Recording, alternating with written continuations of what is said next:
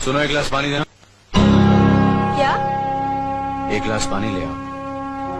ना तो मैं आपकी नौकरानी हूँ और ना ही आपका छोटा भाई जो आपका हुक्म सुनते ही दौड़कर आपके लिए गिलास पानी ले आऊं। मेरे बाप के घर में मेरे एक इशारे पर 10 नौकर हाथ बांधे खड़े रहते थे। ये मत भूलिए कि मैं एक अमीर बाप की एक लौती बेटी हूँ। आप तो उम्र में बड़े हैं ना, किससे किस तरह की बात की जाती है इतनी तमीज तो आपको आनी चाहिए। Mind it.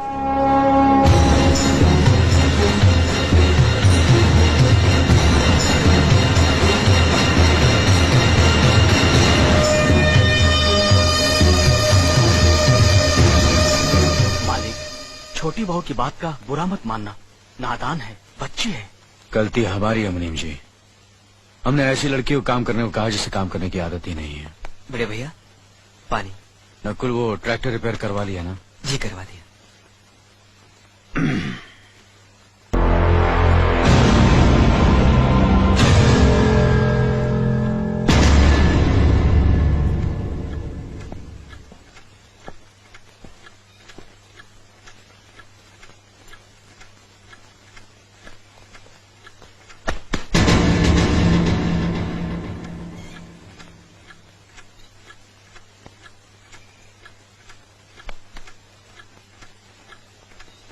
इसे मैं फेंक देता हूँ बड़े भैया, आप चाहिए।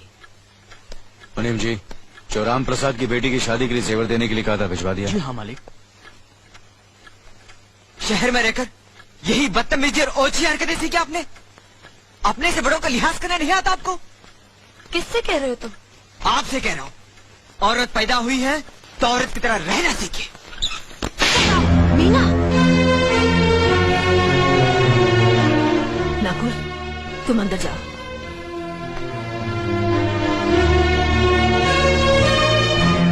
पागल हो गई हो तुम? औरत होकर एक मर्द पर हाथ उठाती हो? इतनी ऊंची घराने की बहू होकर ऐसी नीच हरकत, शर्म नहीं आई तुम्हें? कौन सा ऊंचा घराना? ये जहाँ सिर्फ एक आदमी राजा है और बाकी सब उसके गुलाम। मीना, चिल्लाइए मत। आप मेरी सास नहीं है। जिस तरह आप इस घर की बहू है वैसे मैं भी हूँ। बहू हो तो बहू की मर्यादा में रहो। मर्यादा की रस्सी में तो आप जैसी जाहिल और गवार औरतें बनती हैं। मुझ जैसी पढ़ी लिखी मॉडर्न जमाने की लड़की नहीं।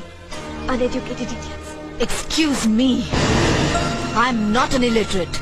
I'm a graduate from the University of Allahabad. I am aware of the modernization of women, but I have not forgotten my culture, my customs, my traditions and my values, and most of all, I'll never ever forget that I am an Indian woman. Modern जमाने की औरत भी औरत ही होती है। उसे भी मर्द ही ब्याह कर ले जाता है, मर्द को ब्याह कर वो नहीं ले जाती। जमाने ख्याल और लिबास बदल देते हैं, औरत के शरीर की बनावट नहीं। लोग तुम्हारे ख्याल की लड़कियों को लज्जत का सामान भले ही समझते हो, इज्जत के काबिल कोई नहीं समझता।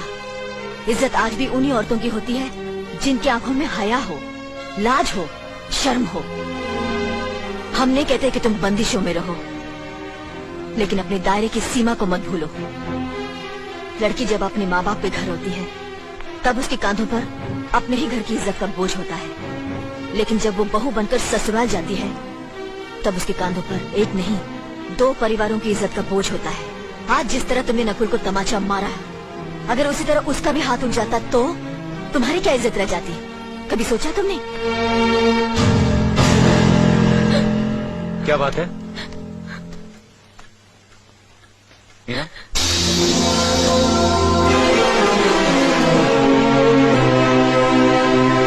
क्या हुआ भाभी? हाँ, कुछ नहीं। मीना कह रही थी कि उसे खाना बनाना नहीं आता। हमने सोचा कि 2-4 खरी खोटी सुनाने से ही सीखेगी, तो सुना दिया। बस रोने लगी। क्यों अर्जुन, हमें तुम्हारी बीवी को डांटने का भी हक नहीं? क्यों नहीं, आप हमारी भाभी माँ हैं। आप मार सकती हैं, डांट सकती हैं, कुछ भी कर सकती हैं।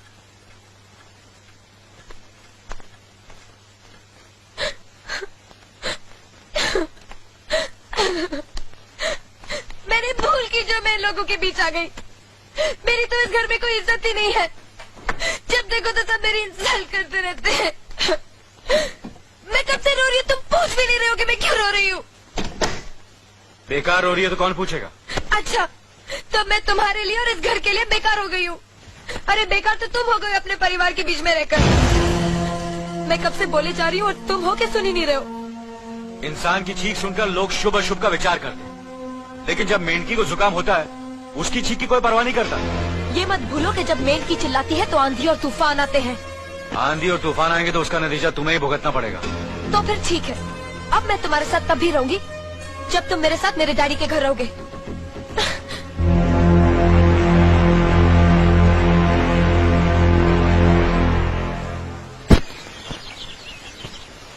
हमारी मीना बहुत प्यारी बच्ची है, लेकिन उसमें अभी भी बचपना है। हमारे तौर तरीकों को नहीं जानते हैं, लेकिन आस्ता आस्ता हम उसे सब सिखा देंगे।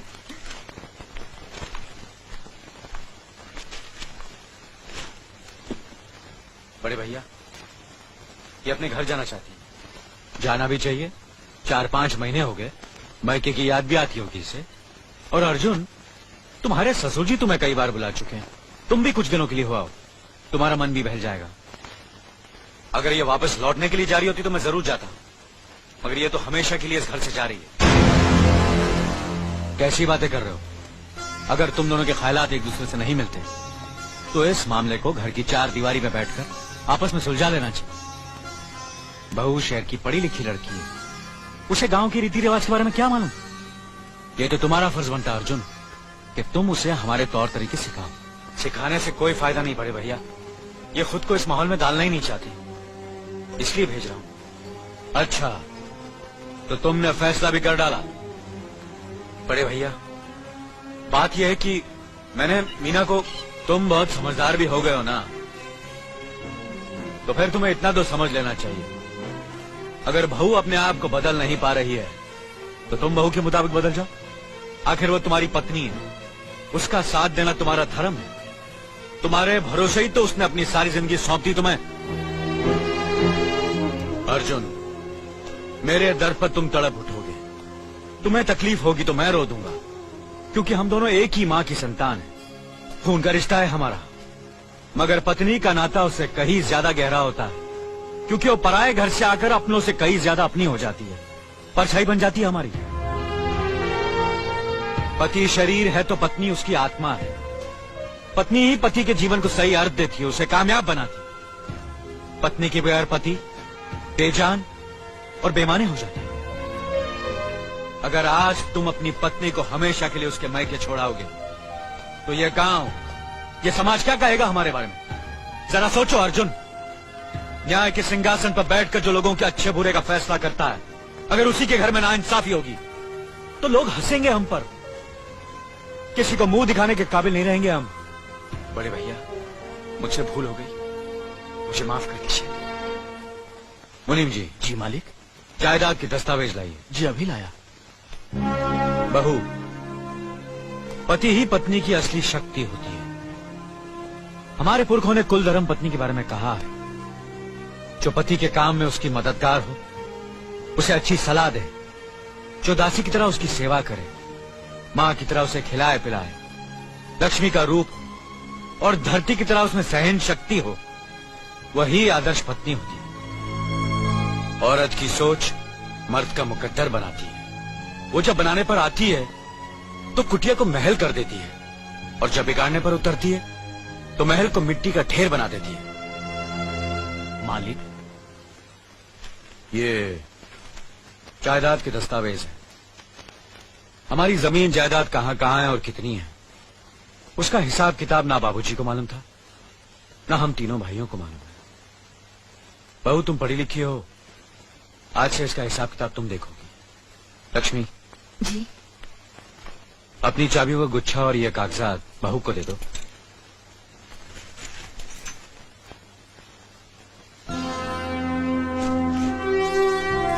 आज से तुम इस घर की मालकिन हो। तुम जहां कहोगी, जिस कागज पर कहोगी, हम तीनों भाई चुपचाप आंख बंद करके दस्तखत कर देंगे। जैसा कहोगी वैसा ही करेंगे। बस एक ही विनती है बहू, हम तीनों भाइयों को अलग करने का ख्याल अपने मन में कभी आने मत देना।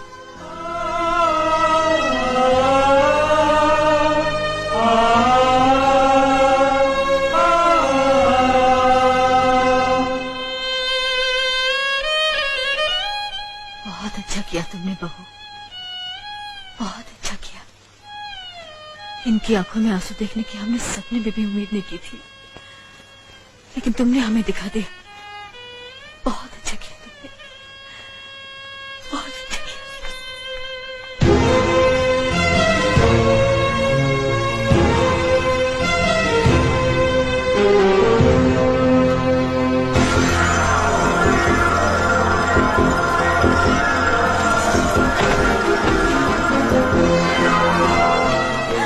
मीना, मीना, क्या हुआ बहू? मीना, मनी जी जल्दी से डॉक्टर को बुलाइए।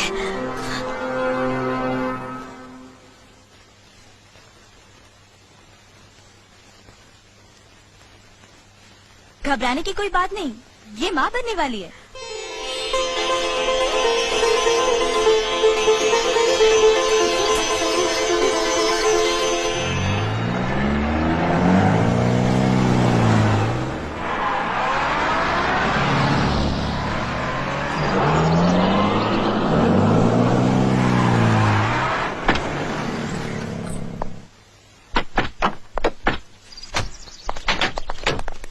आप लोग यहीं ठहरिए, मैं ठाकुर साहब से मिलकर आता हूँ।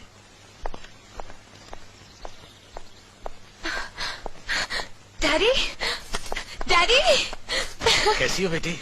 What a pleasant surprise. आने की खबर भी नहीं की।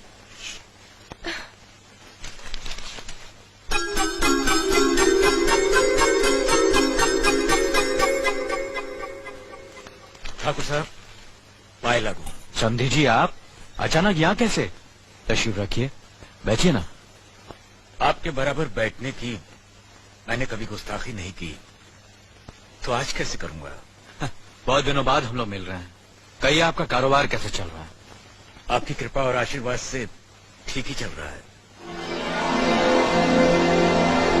दिल्ली में इंडस्ट्रीज मिनिस्टर के साथ कब की अपॉइंटमेंट ली है? कल सुबह 11 बजे सर। इनकम टैक्स केस का वकील ने कहा है कि 15 तारीख की हियरिंग में मामला क्लियर हो जाएगा। आज एक्सपोर्ट का माल जापान के लिए जहाज से रवाना हो जाएगा ना? जी हाँ सर। नमस्ते ठाकुर साहब। नमस्ते नमस्ते नमस्ते। अरे दीनानाथ जी, आप लोगों ने यहाँ आने की तकलीफ क्यों की? मैं आपकी संस्था के लिए गवर्नर साहब से बात कर चुका हूँ, आपका काम हो जाएगा। धन्यवाद, बहुत बहुत। अरे गोपीनाथ जी, होम मिनिस्टर ने वादा किया कि आपके भाई का ट्रांसफर जल्दी ही हो जाएगा। Thank you sir. Daddy, good morning daddy. Good morning my child. आप कहीं जा रहे हैं क्या? हाँ बेटी, एक जरूरी काम से दिल्ली जा रहा हूँ, अपना ख्याल रखना। ओके। Okay, bye. पास में ही फैक्ट्री के लिए जमीन देखने आया था, सोचा आपके दर्शन करता चलूं। अब इजाजत दीजिए। इतनी जल्दी कैसे जा सकते हैं आप? भोजन तो करते जाइए। माफ कीजिए, आप तो जानते ही हैं, बाप बेटी के घर का खाना तो क्या, पानी भी नहीं पी सकता। शहर में रहकर भी अभी भी आप इन बातों को मानते हैं? शहर में रहूं या गांव में, मैं अपनी परंपरा और संस्कार कैसे भूल सकता हूँ? आखिर मैंने इसी मिट्टी में जन्म लिया है। अच्छा, चलता हूँ। अजी, कम से कम बेटी से मिलकर उसकी कुशलता तो पूछ लीजिए। ये क्या कह रहे हैं आप? मैं इतना ऊंचा नहीं हूं कि अपनी बेटी की कुशलता पूछकर आपका अपमान करूं। ठाकुर साहब, ये तो मेरी बेटी का सौभाग्य है कि वो इस मंदिर जैसे पवित्र घर में बहू बनकर आई, और फिर आपकी छत्र छाया में तो वो कुशल हो गई। राम राम। राम राम। बेटे, जिस तरह तुम मैके में चहकाती रही हो ना, वैसे ही अपनी ससुराल को भी महकाती रहना। हुँ?